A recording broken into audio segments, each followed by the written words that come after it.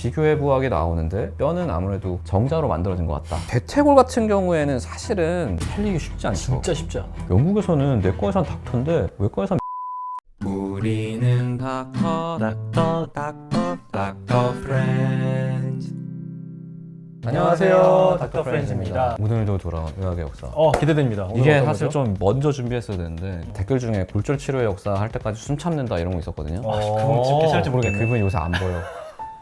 너무 그게 오래 마지막 참으셔. 댓글, 마지막 댓글. 숨을 좀 쉬셔야 되는데. 치셔야 되는데 너무 마지막 늦게 해가지고. 근데 이게 자료 조사하는 게 좀 쉽지 않았어요. 어. 이것저것 찾느라고 좀 오래 걸렸는데 뭐 참고한 책이 있으세요? 숨겨진 뼈, 드러난 뼈라고 올해 나온 책이 있어. 어. 네, 그거랑 이것저것 막 논문이랑 뭐 다 해가지고 한 겁니다. 골절은 언제부터 있었을까?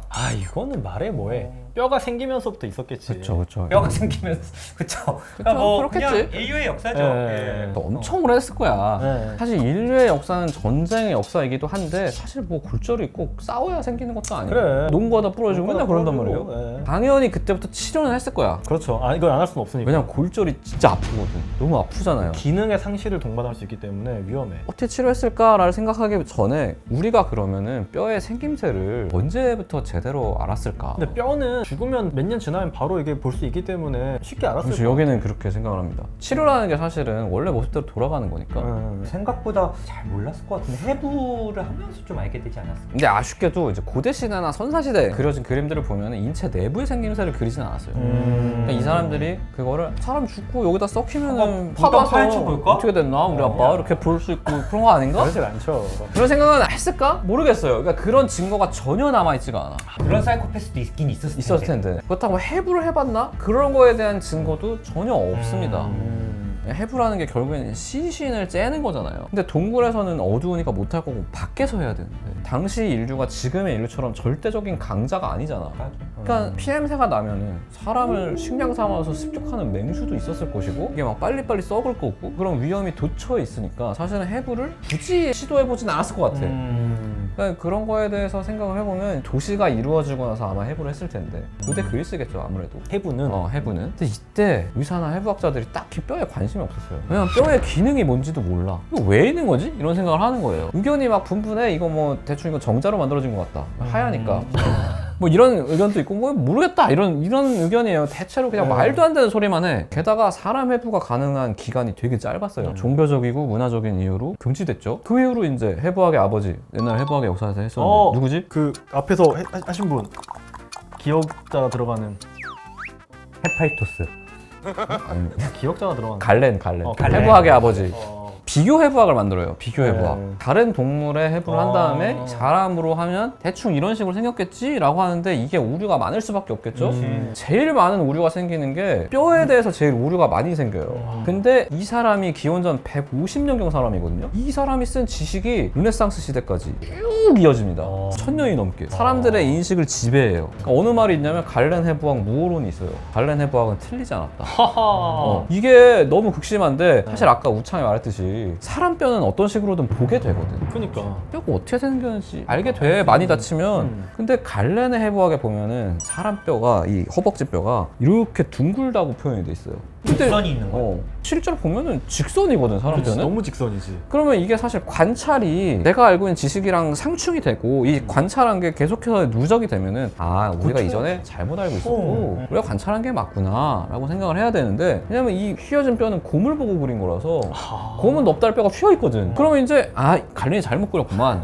이거는 동물이구만. 이거 우리는 이렇게 굽구나 이렇게 해야 되는데 내가 본 관찰이 내가 믿고 있는 어떤 관념의 우선시되는 시대는 르네상스 이후예요. 되게 신기하다. 그때까지는 내가 어떻게 배웠는지가 훨씬 중요해. 그래서 이때 어떻게 생각했냐? 요즘 사람들이 이렇게 똑바로 된 바지를 입으니까 이 습관 때문에 뼈가 휘었던 게 직선으로 변했구나. 기가 막히네. 갈렌이 틀렸을 리가 없지. 이렇게 생각을 한 거예요. 그 당시엔 그랬을 텐데. 그러니까 이게 뭐 치료를 제대로 하긴 어려웠겠지. 비로소 이제 개선이 된 게 르네상스 이후인데 그마저도 이제 해부할 수 있습니다라고 했을 때 나는 뼈를 파야겠다. 이런 사람은 잘 없을 거 아니야. 왜냐면 장기가 너무 궁금한데 그치. 사람을 다 여기 파고 있는데 혼자서 막 뼈 맞추고 이런 사람이 누가 있겠어. 그래서 뼈는 실제로는 18세기 이후부터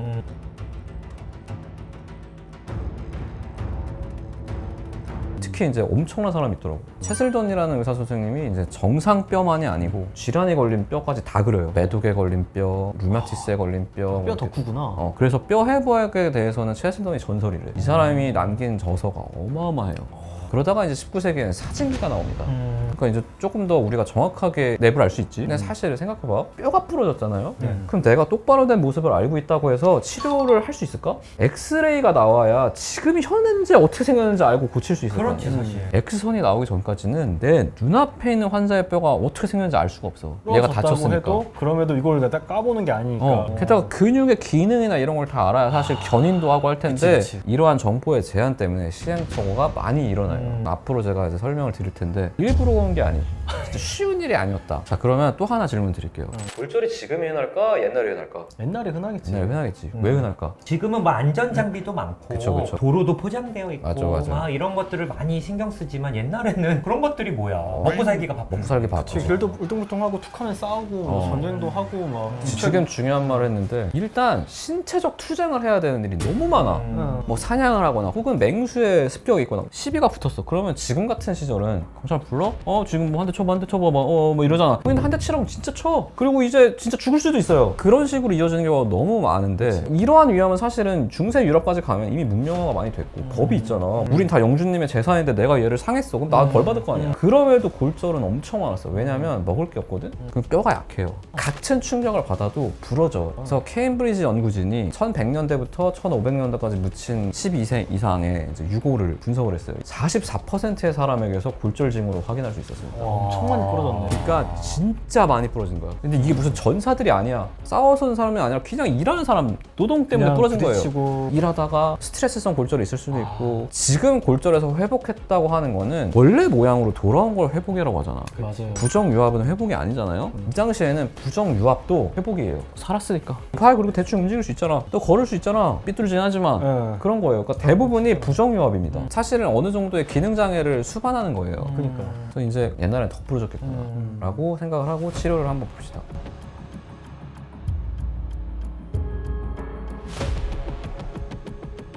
선사시대에는 사실 골절 치료 기록이 없어요. 굉장히 빈번하게 벌어졌을 거고 그치. 치료했겠지만 현 시점에서는 어려워. 그러면 어디를 봐야 될까? 기록을. 뭐 이집트? 이집트죠. 이집트예요. 네. 이집트가 짱이야. 이집트가 그냥 다 있습니다. 여기는 보면은 파피루스 기록이 있습니다. 어떻게 치료했는지. 기원전 2900년에 보니까 나무 껍질로 된 부목을 대고 거기다가 린넨을 묶었대. 오. 이게 뭐 정상 모양으로 되는지 안 되는지는 모르겠지만 어찌됐건 부러진 데다 부목을 대고 린넨도 하고 더 신기한 거는 그 부목을 더 단단하게 고정하기 위해서 뭐 꿀을 뿌리거나 여기를 더 붙여줬대요. 약간 캐스트 지금 캐스트도 만든 거예요. 그러네요. 사실. 신기하네. 실제로 기원전 300년 전에 사망한 것을 보시는 이제 사춘기 소년의 시신이 있는데 대퇴절 골절이 있어요. 와, 근데 이게 개방형 골절이었어.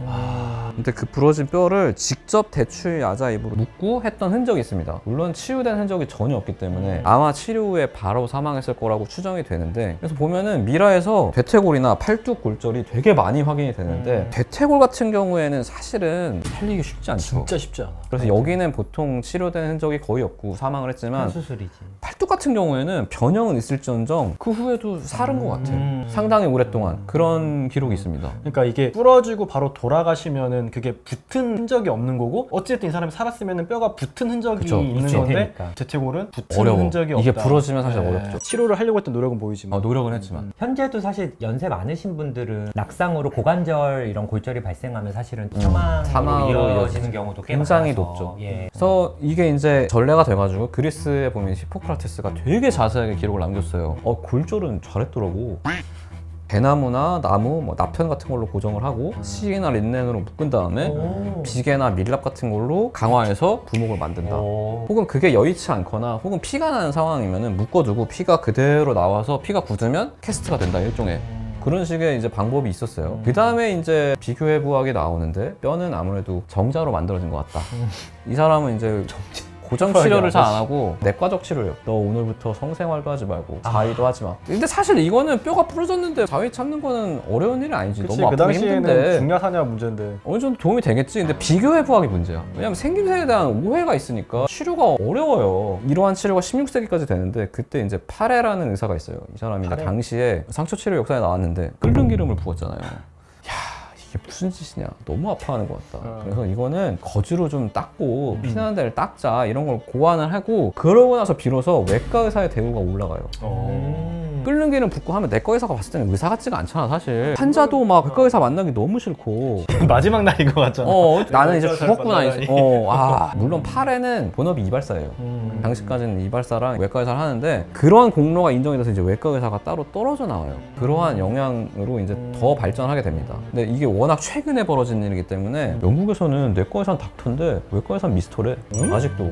그렇게 진짜? 부른대요. 하여튼 뭐 그렇게 돼서 이제 개선이 되면서 골절 치료에 대해서도 계속해서 이제 새로 그래서 이제 16세기에 게르스 누르프라는 사람이 그때까지는 부목을 하나만 댔었는데 이거를 잘게 자른 나무 부목을 이렇게 둘러싸가지고 더 단단하게 묶는 방법을 고안해요. 하나의 판이에요. 근데 이게 뭔지 알 나무 것 조각이 막 이렇게 돼 있고 여기에 묶는 게 있어. 그래서 이렇게 해서 묶으면 딱 붙여지는 거예요. 그러니까 이걸 당겨줘야 되는데, 그치? 견인을 안 하니까. 뼈가 근육 때문에 이렇게 돼버리니까. 이렇게 됐는데 이 상태로 그냥 붙는 거야. 그러니까 이렇게 해서 붙여줘야 되는데. 한쪽 팔이 짧아지거나 이런 경우가 많았죠. 기능에도 진짜 이상이 좀 많이 기능 이상이 생겼던 것 많지. 한 번 같아요. 부러지면 사실은 그게 쉽지 않죠. 이러한 이유로 치료가 너무 어려워. 그래서 의사들이 고민해요. 애들 중에 약간 이렇게 다리가 휘거나 하는 애들 있지. 저런 거는 내가 교정할 수 있을 것 같아.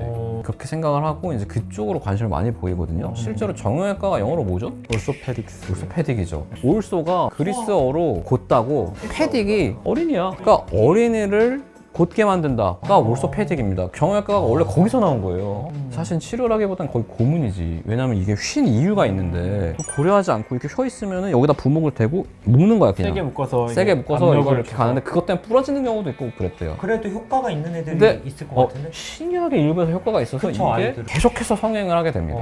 물론 이제 도전전승 미쳤으니까 너는 포기했지만 나는 골절을 치료할 거야. 1767년에 기능성 버팀대가 나옵니다. 위에다 묶는 거랑 발끝에 묶는 거라 해서 여기를 딱 이어줍니다.